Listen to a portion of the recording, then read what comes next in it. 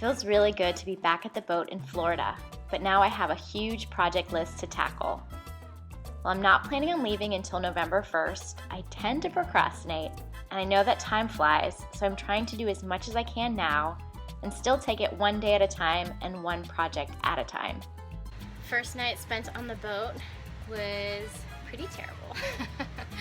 It was great to be on the boat, but there's a million bugs, lots of little no-see-ums, a few mosquitoes, and despite having screens on some of the portals in the boat, they're either not super airtight, not small enough screens to keep the bugs out, or there's just tons of open spots. I think there's some in my little hatch where bugs can get in.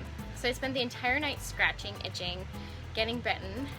I think I counted like 50 bug bites. You can see some on my arms. There's a bunch on my legs. And if I show you my back, you'll probably be grossed out. It kind of looks like I have chicken pox. They're everywhere. So I am on a mission to tackle the bugs.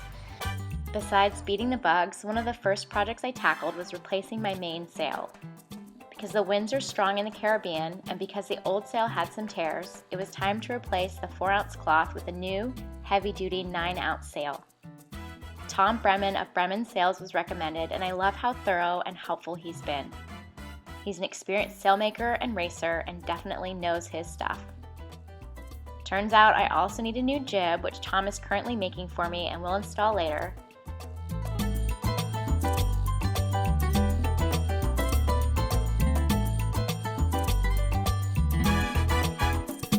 I changed the name of my boat from Deja Vu to Barefoot Adventures, so I needed to change the lettering on the side and back of the boat too.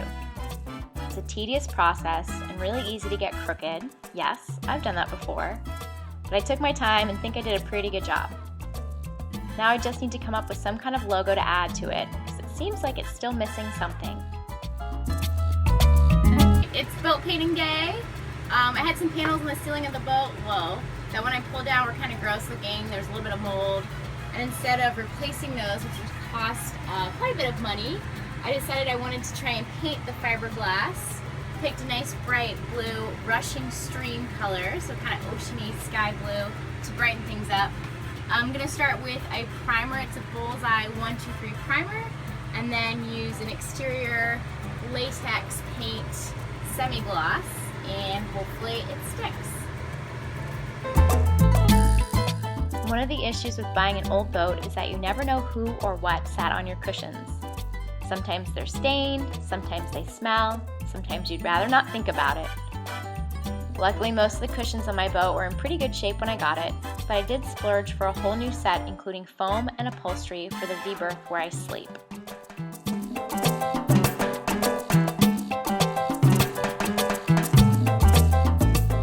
When it comes to electrical and engine issues, I let the professionals do the dirty work.